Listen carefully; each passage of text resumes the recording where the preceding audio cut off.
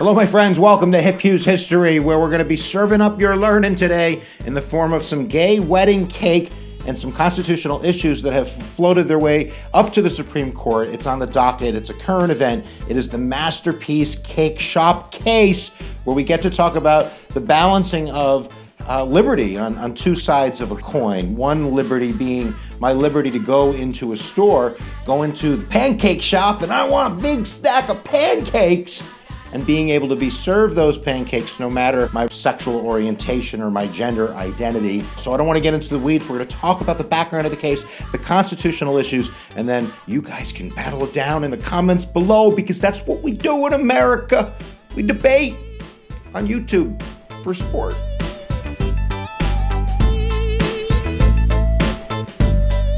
So Charlie Craig and David Mullins love each other a lot in 2008, and they're from the great state of Massachusetts, where gay marriage is legal in 2008, and they decide they're going to get hitched, they're going to tie the knot, they're going to walk down the aisle, they're going to do it.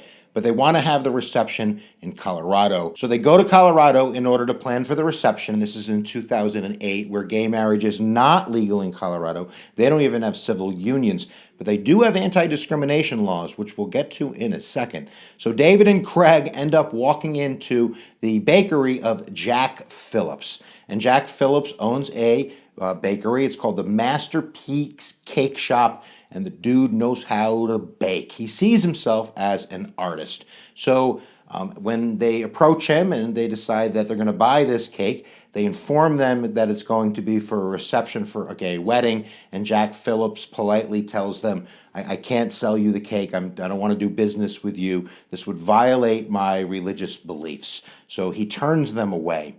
They end up suing based on the Colorado Anti-Discrimination Act, which was expanded and signed by Governor Ritter in 2008, which basically said it was unlawful for places and public accommodations to deny access to people based on their gender identity or their sexual orientation. It protects those communities from being discriminated in places that serve the general public. Now, this is a state law. We have to remind ourselves there is no federal civil rights legislations for gay Americans, like there is, say, in the 1964 Civil Rights Act for African Americans that bans this sort of discrimination, in public accommodations across the country. But 21 states do have those anti-discrimination laws, which means 29 states don't. So in 29 states, if you're the baker and you say, I don't want to serve you because you're a gay or a lesbian, that is perfectly legal and constitutional within that state, but not in Colorado. So David and Craig go get a lawyer, and they end up suing first in the Colorado Civil Rights Commission, where they win that case, and then it goes up to the Colorado Supreme Court, where they also win the case, and it's set in stone that the cake shop, that Mr. Phillips, is going to not be able to refuse service to gay customers based on his religion. So in actuality, he decides that he's just going to cut that part of his business out. He doesn't sell cakes anymore. On his appeal, he actually gets the Alliance Defending Freedom, which is kind of a religious, conservative, right-wing lobby group that he's going to have on his side to fight that fight. So that's what happened. Now let's look at kind of the constitutional issues of both sides, and then we're going to let you decide, because that's what we do. It's like Family Feud.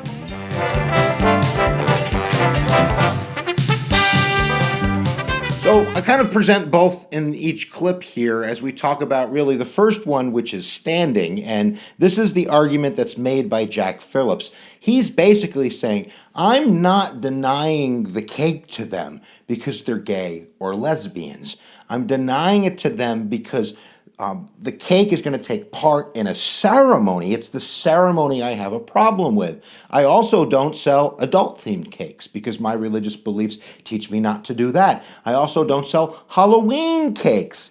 Satan, don't you know? So it's not like I'm targeting gays or lesbians. It's the conduct. It's the wedding ceremony that I don't believe I should have to participate in. So that's why I'm denying them services. If gay and lesbians want to come in and they want to order any other object on the menu, if they want to order a bar mitzvah cake, they can do that.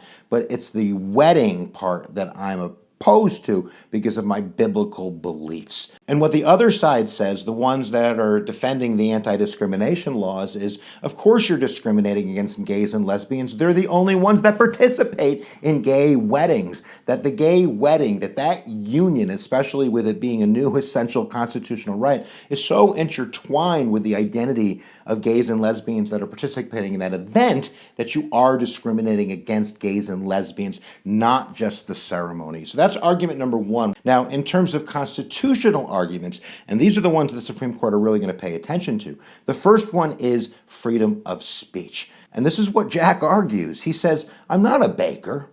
I'm a cake artist, and their defense continually refers to them as cake artists. What I do when I make a cake is like I'm an artist making a painting or a songwriter writing a song. It's a very personal thing, and that I make this for the customer, and in a sense, it's my expressive speech, and that by forcing me to do that, you would be forcing me to endorse gay marriage, which I don't want to do. Now, the argument against the free speech argument is that this is not speech. This is not expressive speech, that you are providing a service, and that service is not an endorsement of that event. And they would ask perhaps that baker that when you bake a cake for our bar mitzvah, are you endorsing that Jewish celebration? Or would you refuse to bake a cake for Ramadan?